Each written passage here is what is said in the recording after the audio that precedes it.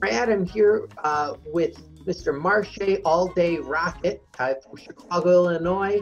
Some people refer to him as Mr. M80, and you've seen him in Chikara, GPW, Dreamwave, RPW, and of course TNA, all along the road collecting a lot of gold. And on Saturday night, October 3rd, Chicagoland Championship Wrestling is holding their first TV taping of Saturday Night Grapple Masters, and Marshe Rockett will be going up against Garrison Creed. Marshe, thank you so much for joining me. I really appreciate it. We're going to keep it quick and talk about what it's like coming up in the industry. Awesome. Thank you for having me. Oh, gosh, I was looking forward to it. So what's your first memory of wrestling? My first memory of wrestling, like before I got into the business? Yeah. So I came up, a lot of people, you know, when they tell stories of, you know, when they first fell in love with wrestling, I didn't fall in love with wrestling till I was about 10 years old. Okay. So I guess you can kind of say I was like a late bloomer-ish type individual, but I came around the Monday Night Wars. So it was like the WWE versus WCW, and then me flipping through the channels, kind of like what we have now between All Elite and WWE. Yeah. Back then, I think it was a little bit like, oh man, what's going to grab my attention and keep me interested for the next 2 hours.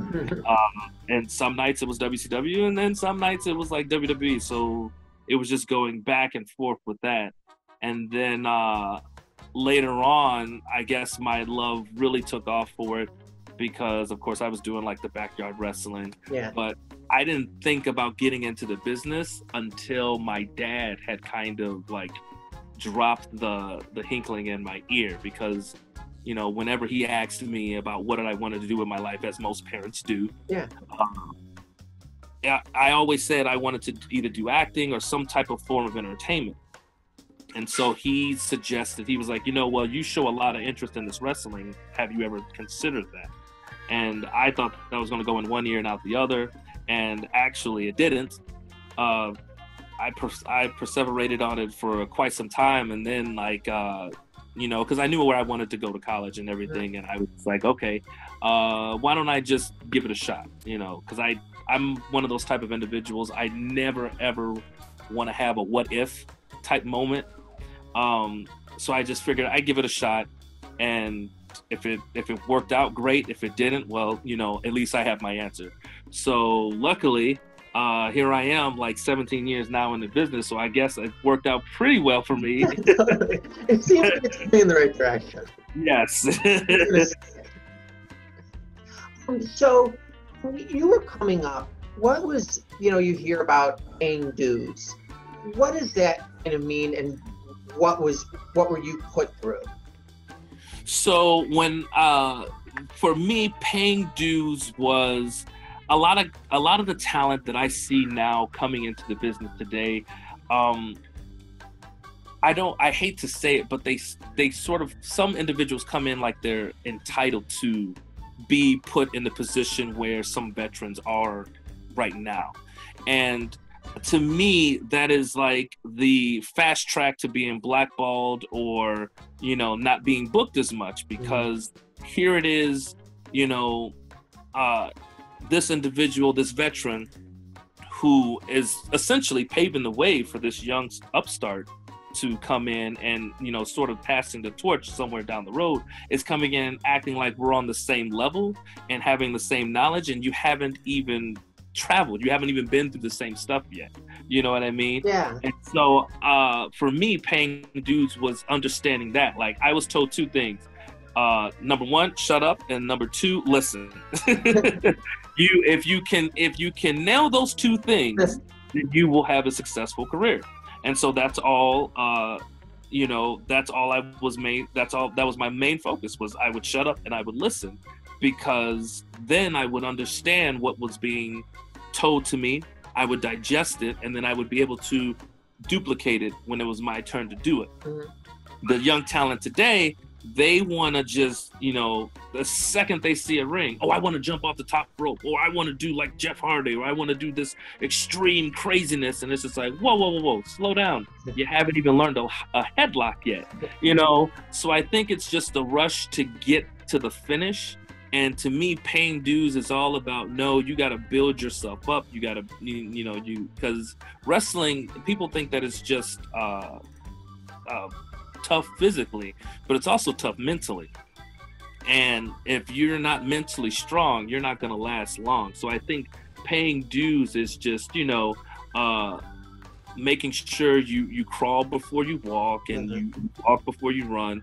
So for me, I was actually quite thankful for the dues that I had to pay, setting up the ring, showing up time for ring crew, tearing it down, setting up chairs, doing all this. And actually, because of doing that, I had a nice firm grip, a new love for the business. It wasn't just about wrestling. It was just like, wow, it takes all of this, to set this up and to set the stage. Yeah. And so you learn to appreciate things a little bit better.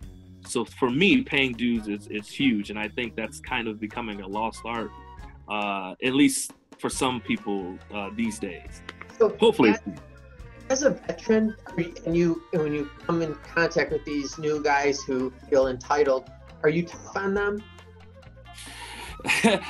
Some veterans have their way of doing things. I like to give the benefit of the doubt, because in my early days, I was close. I'm not gonna lie, I was close myself to getting the big ego, because I was learning a little bit faster and I was gaining a little bit more success than others.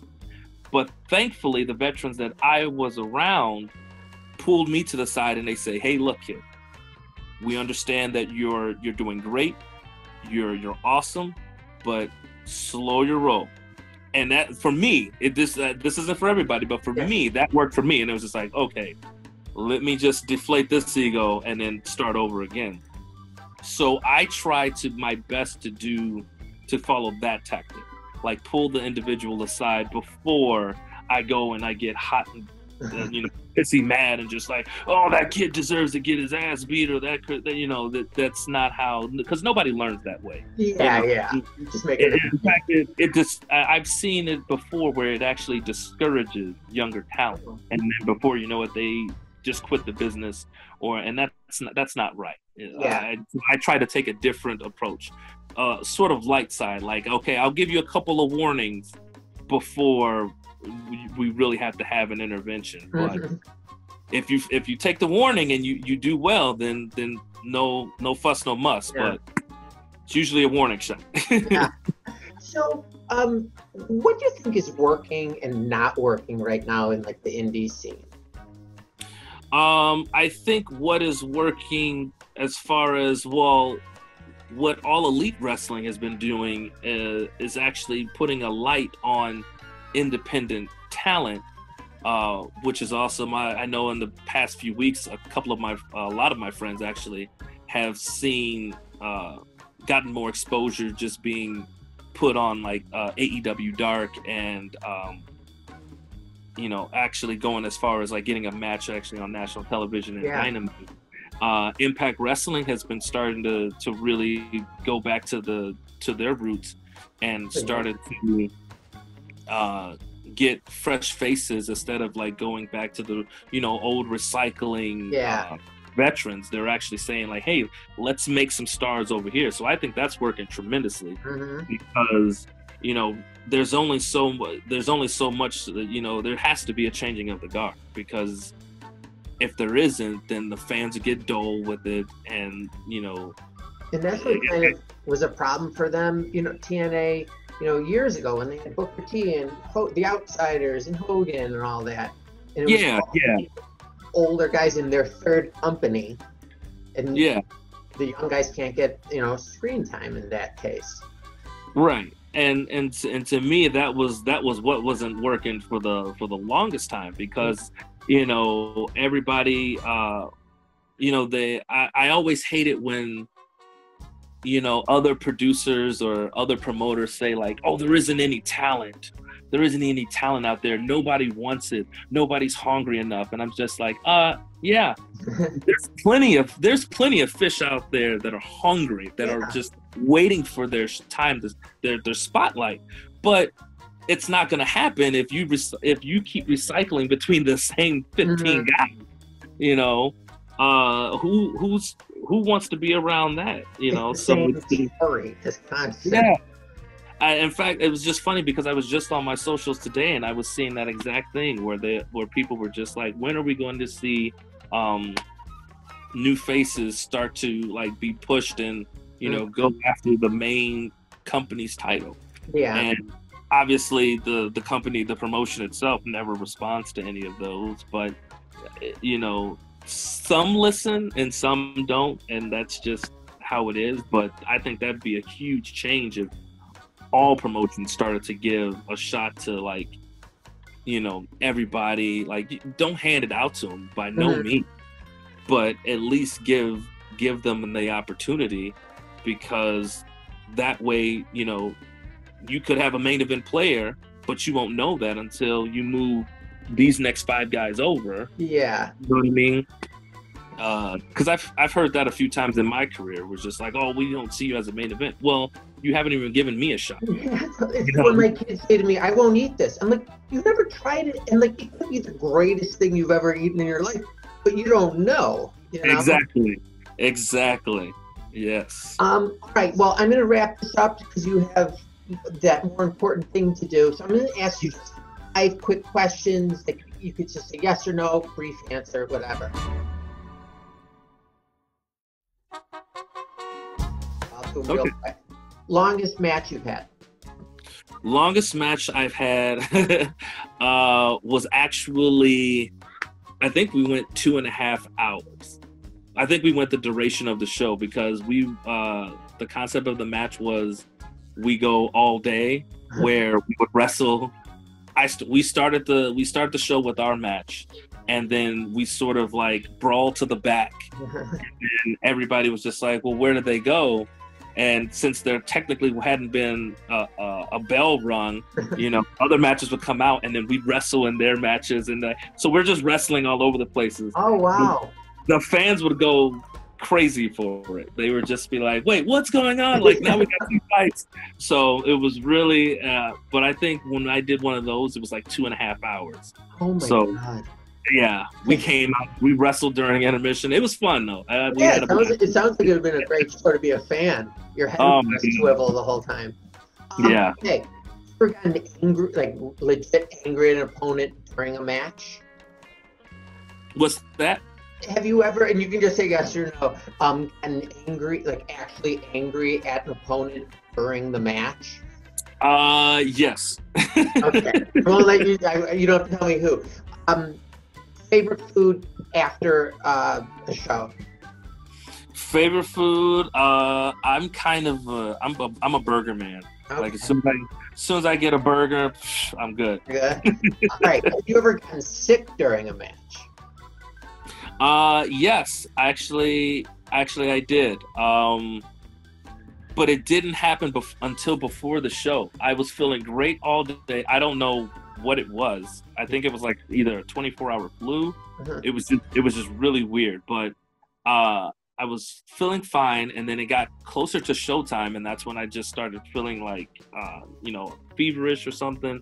And next thing I know, like I could barely like compete at the level that I wanted to. I was thankful that I was in the ring with the professional himself, and he was like, we were working together. But it was like, I felt like Michael Jordan when he played that one feverish game. Yeah, he scored 35. Like, it's just people are, the fans were going crazy, and I'm just like, oh my God.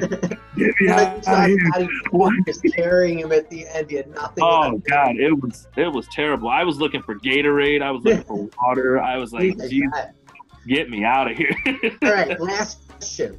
My wife thinks that the U.S. faked the moon landing. Do you? The fake the moon landing? No. Okay. No, we got him. All right. Well, Marshe will be wrestling against Garrison Creed on Saturday night, October 3rd, Chicagoland Championship Wrestling, Saturday Night Grapple Masters. Marshe, thank you so much for coming on. This has been great talking to you. Hope it didn't go too long. I love it. Getting closer to October 3rd or after October 3rd, we could talk again. Yeah, but by all means, let's shoot the breeze again, man. This is awesome. Fun. All right, take care, everybody. I'll talk to you soon. Take care. Bye. Bye.